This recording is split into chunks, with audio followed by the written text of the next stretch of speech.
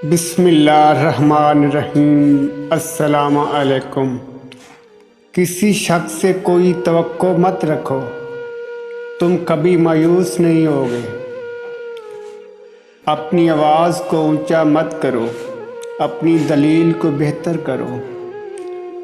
वो करो जो सही है, वो न करो जो आसान है। दो चीज़ें क़ुव्वत को कम करती हैं, एक कसरत से गुस्ल ना करना, दूसरा गोश्त का इस्तेमाल ना करना। दो चीज़ें रिज़्क़ को कम करती हैं, सदका व खैरात ना करना, नमाज में सुस्ती करना। दो चीज़ें नज़र को कम करती हैं, साफ जगह ना बैठना, सुरमा ना लगाना। जिस औरत के बाल लंबे होते हैं वो बहुत खूबसूरत होती है। जिस औरत के बाल छोटे होते हैं वो बेपरवाह होती है।